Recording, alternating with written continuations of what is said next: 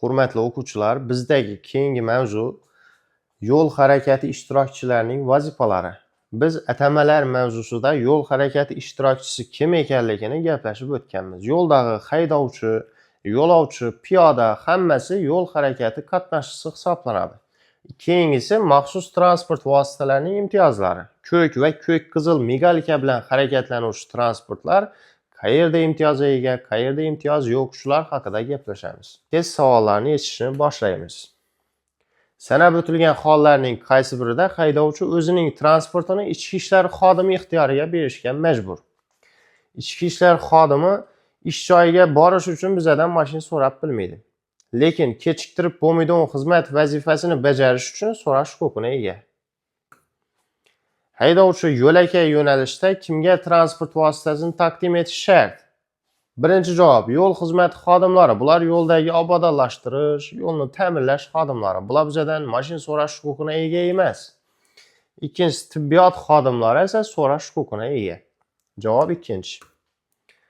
Qoidalar transport vositalarining harakatlanishini davom ettirishni qanday hollarda taqiqlaydi? Reyestrning o'zak qatlami yoki markaziy bolti shikastlansa, ya'ni risol. Bunda foydalansa bo'laveradi. Birinchida, kuzov qismlari va bo'yog'iga zarar yetsa, masalan bitta joyi qirildi. Unda ham haydasa bo'laveradi. Lekin ulagich moslamasi avtopoyezd tarkibidan nosoz bo'lsa, bu noto'g'ri. Masalan, prisep bilan ulagich qismi nosoz, yo'lda chiqib ketishi mumkin. Shuning uchun ikkinchi javob taqiqlanadi boshqarish. Qanday nosozlik bo'lganda transport vositalarining harakatlanishini davom ettirish taqiqlanadi? Transport vositasining tuzilishida ko'zda tutilgan oyna yuvgichlari ishlamasa, oyna yuvgich qor, yomg'ir, shunaqa holatlarda kerak. Tashqi yochish asboblari va nur qaytargichlar belgilangan tartibda ishlamasa yoki ifloslansa. Yomg'ir yoki qor yog'ayotgan vaqtda haydovchi tomondagi oyna tozalagich ishlamasa, foydalanish taqiqlanadi.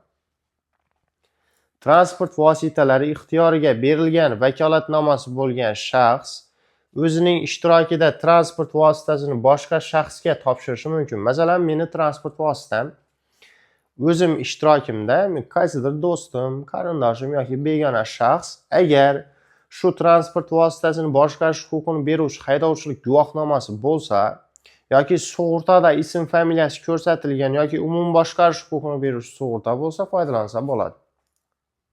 Uchinchi javob.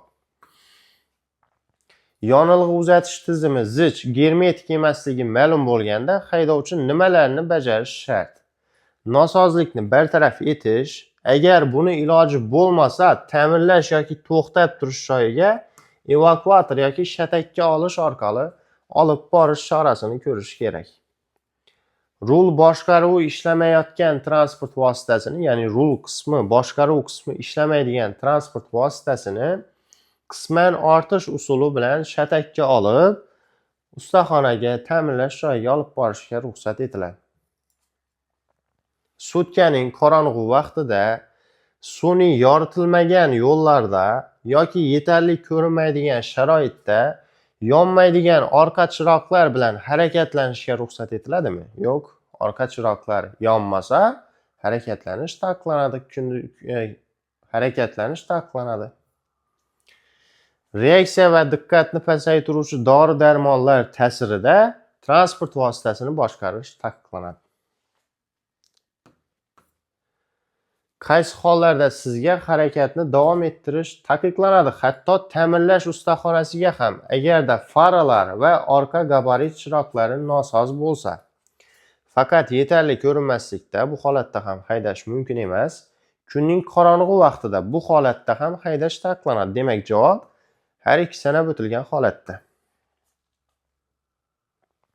Old chiroqlar va orqa chiroqlari ishlamaydigan transport vositasi harakatini davom ettirish taqiqlanadi. Faqat yetarli ko'rinmaslikda taqiqlanadi. Faqat kunning qorong'u vaqtida bunda ham taqiqlanadi. Javob barcha ko'rsatilgan holatlarda. Haydovchiga transport vositasini boshqarish vaqtida telefondan foydalanishga ruxsat etiladi. Agar telefon qo'lni band qilmasa, qaysidir bir texnik vositalar bilan bo'lsa, foydalanish mumkin. Mana bu holat taqiqlanadi. Qo'lni ishlatmasdan texnik vositalardan foydalanib gaplashishga ruxsat etiladi. Quyidagi shaxslarga xavfsizlik kamarini taqmaslikka ruxsat etiladi. Avtomobilning orqa o'rindig'idagi 12 yoshgacha bo'lgan bolalarga ruxsat bor. Homilador ayollarga ruxsat bor. Demak, javobimiz F1 va F2 javoblari to'g'ri degan javob to'g'ri bo'ladi. Transport vositasi haydovchisi tomonidan chiqarilgan havodagi etanol bug'lari konsentratsiyasi qancha miqdorda ko'rsatgan hollarda DXX xodimi haydovchiga nisbatan alkogolli ichimlik iste'mol qilgani fakti yuzasidan ma'muriy bayonnoma rasmiylashtiriladi. Puflangan havoning 1 litrida 0,135 mg va undan yuqori bo'ladigan bo'lsa, bu ichgan, ya'ni spirtli ichimlik iste'mol qilgan deb baholanadi. Esda qoldiring yoki yozib oling. 0,135 mg. Yo'l patrul xizmat xodimlari yo'l patrul xizmat xodimlarining yo'l harakati qatnashchilari bilan o'zaro munosabatlari hamda maxsus moslamalardan foydalanish tartibi to'g'risidagi nizomga ko'ra qanday huquqlarga ega? Yo'l transport hodisasini oldini olish va xavfsizlikni ta'minlash huquqiga ega, maxsus tadbirlar o'tkazish huquqiga ega, ta'qib qilish huquqiga ega, kuzatish huquqiga ega. Demak, javob ko'rsatilgan barcha holatlar. Yo'l transport hodisasiga daxldor bo'lgan haydovchi birinchi navbatda darhol to'xtashi, avariya ishorasini yoqishi va avariya sababli to'xtash uchburchak belgisini o'rnatishi zarur. Javob: darhol to'xtash, hodisa sodir bo'lgan joyda qolish, falokat majburiy to'xtash yoritgichini yoqishi va falokat sababli to'xtash belgisini o'rnatish. Qaysi rasmda piyodalar yo'l yoqasida qoidani buzmay harakatlanmoqda? Endi bu qismi piyodaga tegishli. Agar piyoda qatnov qismida, ya'ni asfaltda harakatlansa, transportlar oqimiga qarama-qarshi harakatlanishi. Agar piyoda bu rasmdagi ikkala rasmdagiga o'xshab yo'l yoqasida harakatlansa, asfaltdan tashqarida xohlagan yo'nalish bo'yicha harakatlanishi mumkin. Shuning uchun bu yo'l yoqasida yurgan bular ham to'g'ri, transportlar bilan bir yo'nalishda qarama-qarshi yurgan bu piyodalar ham to'g'ri. Demak, javob ikkala rasmda. Agar bu holat qatnov qismida bo'lganda, mana bu qarama-qarshi harakatlanayotgani to'g'ri deb baholanardi.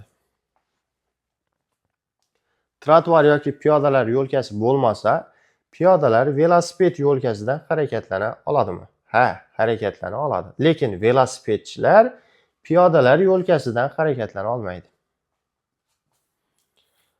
Harakat qila oladilar. Piyodalar yo'lning harakat qismining chetidan qanday yurishlari kerak? Endi yo'l yoqasi emas, harakat qismining cheti, ya'ni asfaltning cheti nazarda tutilgan. Piyoda asfalt chetidan transport harakatlanish yo'nalishiga qarshi harakatlanishi kerak. Piyodalar o'tish joyi bo'lmaganda, ya'ni zebra chiziqlari bo'lmaganda, piyodalarga yo'l qatnov qismining qaysi joyidan kesib o'tishga ruxsat etiladi? Piyodalar xohlasa chorrahadan trotuar chiziqlari va yo'l yoqasi bo'ylab kesib o'tishi mumkin. Xohlasa qatnov qismining chekkasiga nisbatan to'g'ri burchak ostida ajratuvchi mintaqasi yo'q, to'siqsiz, ikki tomoni yaxshi ko'rinadigan joydan kesib o'tishi mumkin. Demak, javob barcha sanab o'tilgan joylarda. Piyodalarga yo'lning piyodalar o'tish joyidan tashqarisida kesib o'tishga ruxsat etiladimi? Ruxsat etiladi. Ikki tomoni yaxshi ko'rinadigan, ko'rinish masofasida piyodalar o'tish joyi bo'lmasa, ajratuvchi mintaqa bo'lmasa ruxsat etiladi.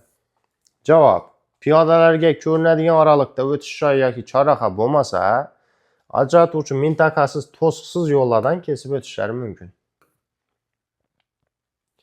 Piyodalar o'tish joyidan tashqarida yo'lning qatnov qismida ajratuvchi mintaqa bo'lsa, piyodalar yo'lni kesib o'tishi mumkin emas. Masalan, o'rtada archazor yoki maysazor bor. Piyoda shuni kesib bosib o'tishi mumkin emas. Demak, javob taqiqlanadi.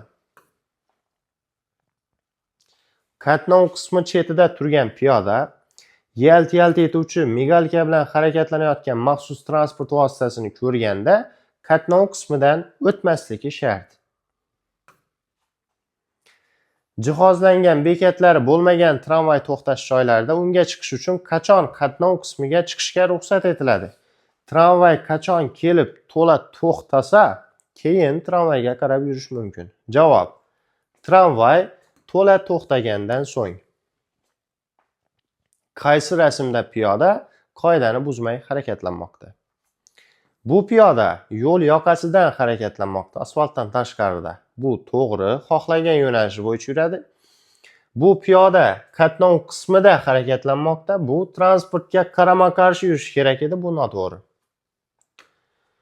Qaysi biri buzmay harakatlanmoqda? O'ngdagi rasmda. Qatnov qismi chetida harakatlanmoqda bu piyodalar. Bular transport vositalarining harakatlanishiga qarama-qarshi yo'nalishda harakatlanishi shart. Trotuar yoki piyodalar yo'lkasi bo'lmaganda bolalar guruhini yo'lda qanday tartibda olib yurish mumkin? Bolalar guruhini faqatgina kunduzgi vaqtda katta yoshdagi kuzatuvchilar yordamida olib yurish mumkin. Demak, yo'l yoqasidan faqat kunduzi katta yoshdagi kuzatuv ostida.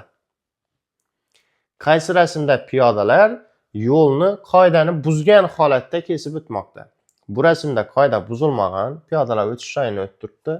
Bu rasmda ham qoida buzilmagan, bu rasmda ham qoida buzilmagan, lekin mana bu rasmda ajratuvchi mintaqasi bor yo'ldan kesib o'tmoqda. 3-rasmda qoidani buzgan holatda kesib o'tmoqda.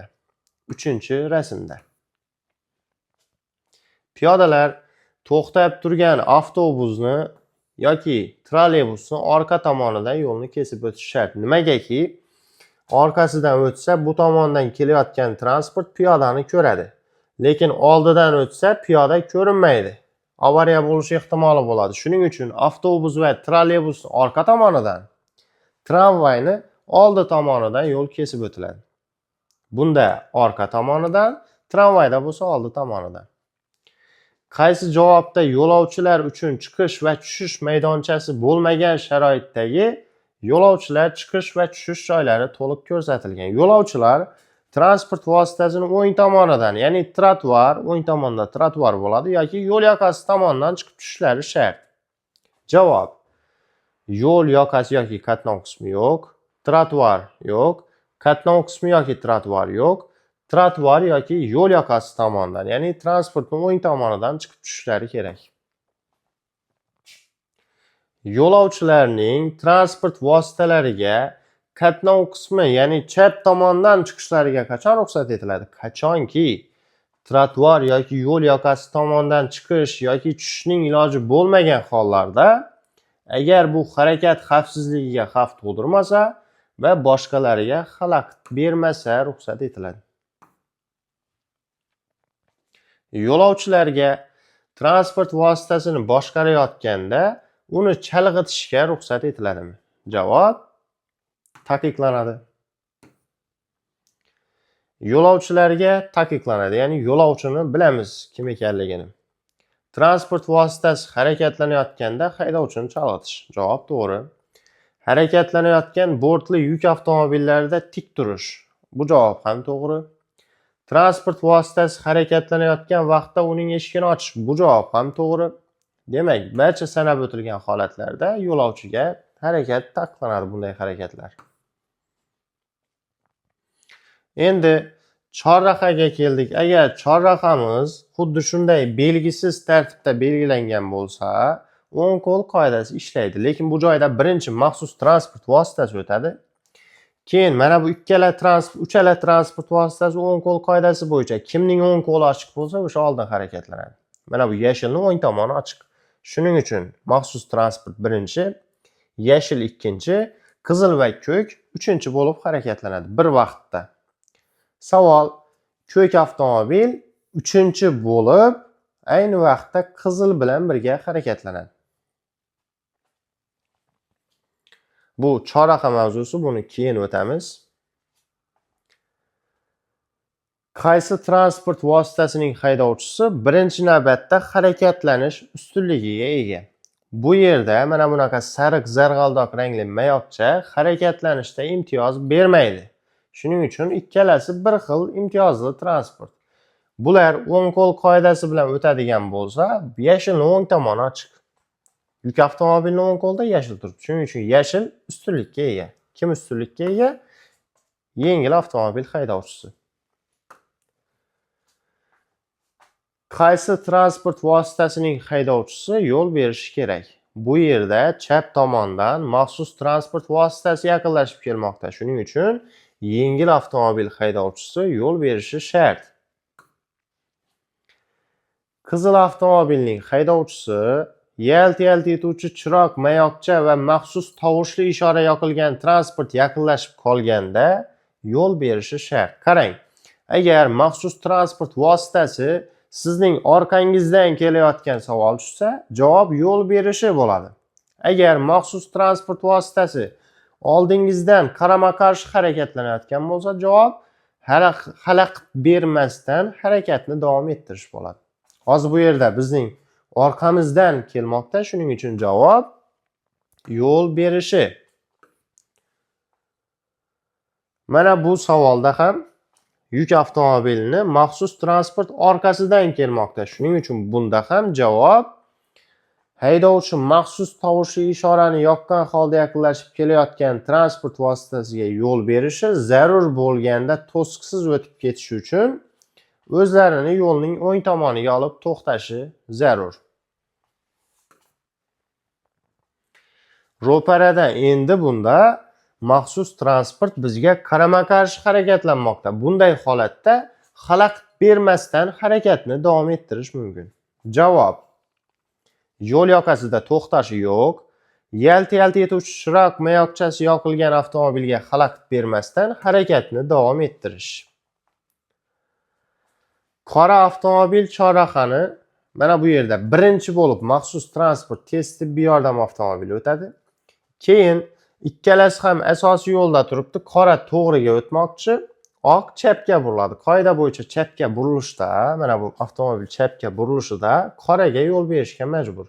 Shuning uchun qora avtomobil mana bu tez yordam avtomobilidan keyin ikkinchi bo'lib chorrahani kesib o'tadi. Ikkinchi bo'lib. Zarg'aldoq yoki sariq rangli mayoqchasi yoqilgan transport vositalariga harakatlanishda imtiyoz beriladimi? Yo'q. Bu rang hech qanday imtiyoz bermaydi. Javob: bermaydi. Ko'k yalt-yalt etuvchi mayoqcha va unga qo'shimcha maxsus tovushli ishorasi yoqilgan transport sizga yaqinlashib kelmoqda. Siz shunday transport vositasiga qarshi harakatlanayotgan bo'lsangiz nima qilishingiz lozim? Boya aytganimdek, orqangizdan kelayotgan bo'lsa javob yo'l berishi kerak. Agar qarshingizdan kelayotgan bo'lsa, xalaqit bermasdan harakatni davom ettirish mumkin. Javob: mayoqcha ishorasi yoqilgan transport vositasiga xalaqit bermasdan harakatni davom ettirish. Qizil avtomobil chorrahani kesib o'tadi. Bu yerda qizil avtomobil birinchi bo'lib chorrahani kesib o'tadi. Javob: birinchi bo'lib. Ko'k rangli yalt-yalt etuvchi mayoqchalari va maxsus yoqilgan ishoralari yoqilgan transport vositasi chorrahani nechanchi bo'lib? Bu birinchi bo'lib kesib o'tadi. Javob: birinchi bo'lib. Keyingi savol: tezkor va maxsus xizmatlarning transport vositalari yo'lda imtiyozga ega bo'lishi uchun ko'k va yoki qizil yoxud ko'k va qizil rangli yalt-yalt etuvchi mayoqchalar yoqilgan bo'lishi shart. Bu ham to'g'ri. Maxsus tovushli ishora yoqilgan bo'lishi shart. Bu ham to'g'ri. Demak, javob har ikkalasi yoqilgan bo'lishi shart. Mana azizlar, biz harakat ishtirokchilarining vazifalari hamda maxsus transport vositalarining imtiyozlari mavzusiga oid barcha testlarni ko'rib chiqdik. Bu testlarning barchasi 1200 ta savol ichidan saralab olingan. Ya'ni hammasi sizga test savollarida tushadi va yangi test savollari ham ichidan mavjud. Endi sizning qiladigan ishingiz videoni qaytadan esingizda qolgunicha 2 martalab yoki 3 martalab ko'rasiz. Keyin dasturga Intelimga kirib, o'sha ko'rgan videongiz bo'yicha, mavzu bo'yicha test yechib ko'rasiz. Agar sizda hammasi zo'r, xato kam bo'ladigan bo'lsa, o'sha xatolarni 0 ga tushirib, keyingi videoga o'tsangiz bo'ladi. Unda o'qishda davom etamiz.